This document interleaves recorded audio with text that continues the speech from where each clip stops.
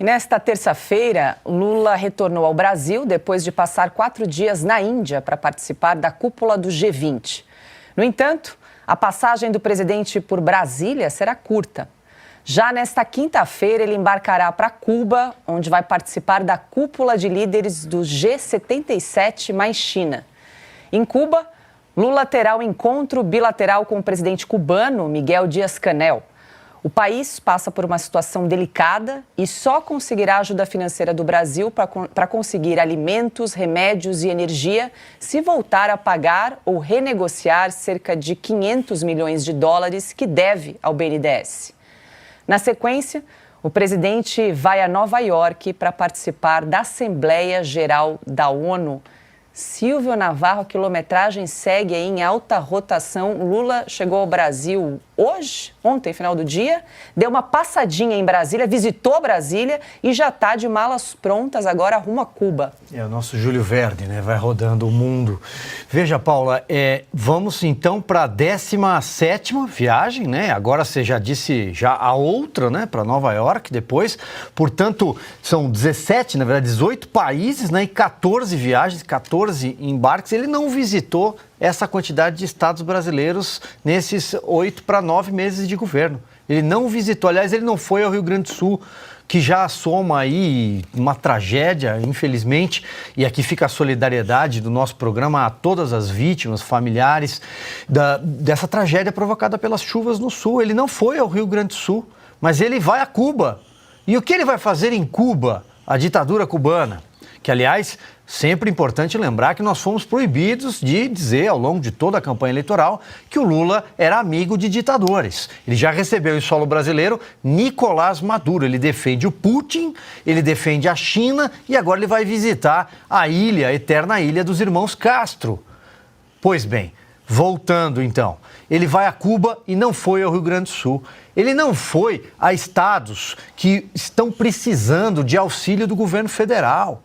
Porque não temos uma única obra em andamento no Brasil. Temos um programa de mentira chamado PAC, que a própria ministra Simone Tebet, antes do anúncio, disse: olha, não é bem um pacote, não tem obra nenhuma, isso aqui nós vamos envelopar o que já existe. Ele não vai visitar uma sala de aula no Nordeste. Ele não vai visitar um hospital no Centro-Oeste, mas ele vai levar a Janja para o exterior. E vai gastar o dinheiro dos pagadores de impostos. Ficou muito cara essa brincadeira. Já está muito caro. Agora vão comprar um avião milionário usado nos moldes dos sheiks árabes. Vejam vocês, nós precisamos disso ou nós precisamos de creche? Ou nós precisamos de pronto-socorro? Nós precisamos de asfaltamento? Ele pede dinheiro para o Congresso Nacional para furar o teto, mas tem dinheiro para comprar avião, para ficar rodando o mundo. Ele não está governando o Brasil, porque ele não tem clima para governar o Brasil. Ele não tem povo. Ele acena para o vazio no desfile de 7 de setembro. Ele não é recepcionado por ninguém em aeroportos.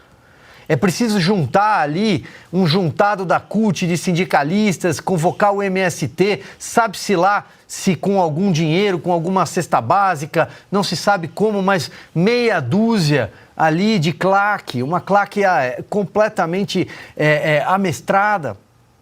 Ele não tem povo, ele está viajando pelo mundo com o nosso dinheiro. E qual é o saldo dessas viagens?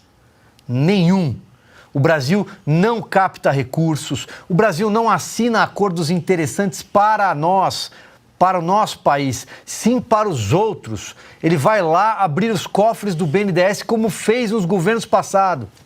E nós sabemos como isso terminou nos governos anteriores. Sabemos como funcionava a caixa preta do BNDES, sabemos o que a Lava Jato levantou de dinheiro surrupiado por meio de cartel de empreiteiras corruptas que abasteciam países, inclusive ditaduras. Está tudo se repetindo, nós estamos assistindo um filme antigo.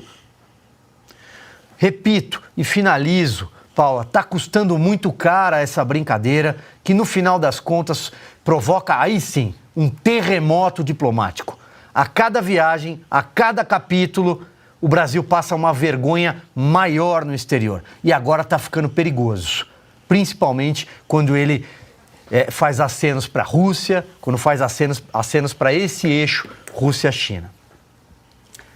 Ana, com essa visita aí à Índia, ao grupo do G20, o Lula já contabiliza 49 dias fora do Brasil desde o início do mandato. Dá para entender agora por que ele quer trocar o modelo do Aero Lula, né, por uma versão mais confortável, mais luxuosa aí de 400 milhões de reais pagos por todos nós? Mas é claro que agora, acho que mais do que nunca, depois do 7 de setembro, ele vai inventar viagem, Paulo. Acenaram para ninguém. O país está dividido. Dividido onde? Onde estava a outra metade? 60 milhões de votos. Onde estava a outra metade para acenar de volta para dois deslumbrados ali no carro? Primeira-dama vestida de vermelho, numa afronta, num deboche com os brasileiros.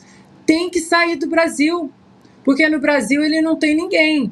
Ele tem as urnas eletrônicas, foi eleito pelas urnas eletrônicas e daí o tamanho do atual avião, República Federativa do Brasil, escrito, e o que ele quer, que nós vamos pagar. Está aí.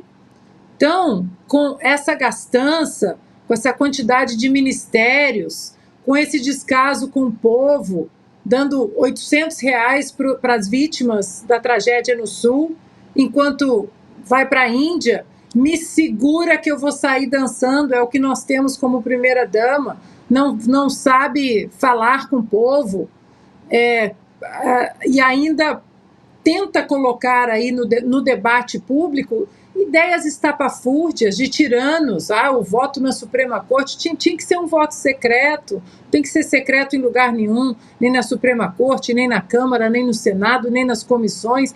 Então é um governo sem povo, que acena para ninguém. Isso que nós suspeitávamos até o dia 6 de setembro deste ano, porque ele falava para uma live de pouquíssimas pessoas, um homem que foi eleito com 60 milhões de votos, comícios que ele ia por aí, né, já como presidente, não tinha ninguém, e aí no 7 de setembro, tudo que nós imaginamos se materializou, na frente de todos nós, mas principalmente na frente dos dois, os dois sabotadores da pátria, que agora querem um avião de 400 milhões de reais pagos com o nosso dinheiro, como se não bastasse aí quase 40 ministérios de parasitas sendo sustentados com o nosso dinheiro.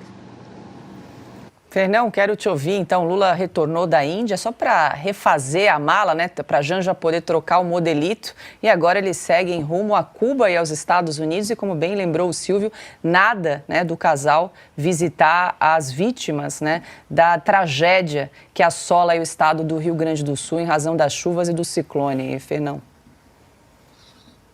Pois é, isso aí, sabe, eu olho para isso com muita preocupação, porque não é só essa questão do luxo, é até secundária. Isso aí indica que na cabeça dele o Brasil está ganho, né? E que agora tudo que ele precisa é só não perder esse país que está ganho, né? E não tá, isso não é porque ele confia que as multidões que estavam ausentes do 7 de setembro vão sufragá-lo eternamente. É porque ele não está contando mais com isso, né? Ele está sabendo que, por enquanto, né, ele não tem, o país está dividido, né, ele não tem uma força armada, mas ele tem o Supremo Tribunal, né, o Judiciário não existe mais, e o Congresso está encurralado e está desorientado. E essas forças armadas, desprezadas pelo país, né, junto com ele, é um perigo adicional, né? O 7 de setembro foi inequívoco nisso, né? O Lula e elas são hoje execradas pelo povo. E isso tende a levar eles a se unir, né? Então, tudo isso sinaliza aquilo que ele está afirmando diretamente quando ele vai lá sentar no colo do Xi Jinping, do Putin, que hoje está recebendo aquele maluco lá da Coreia do Norte, né, que vai levar para ele mais munição para ele jogar em cima dos ucranianos, a quem o Lula negou ambulâncias, né? Então, nós estamos falando, cara, de uma coisa muito barra pesada, né? Essa coisa do luxo, até o Brasil perdeu isso aí. Na semana passada, o ministro Barroso, né, casou, eu não sei se foi uma filha ou um filho, lá em Brasília, naquele Yacht Club, guardados por 2 barcos da Marinha do Brasil, né, por os filhos de Sua Majestade, o nobre ministro do Supremo, né, dentro daquele laguinho que tem a maior quantidade de barcos de recreio por cabeça do Brasil, né? Embora não tenha mar lá, tem só aquele laguinho. É a maior quantidade de iates do Brasil por cabeça, é o de Brasília, né? É isso aí, né?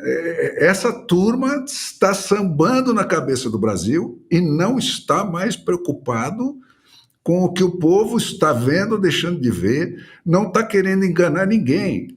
É sexo explícito e isso é a maior ameaça que pesa contra o Brasil. É essa atitude, que indica que eles têm certeza de que não tem competidor e se aparecer algum, eles mandam prender.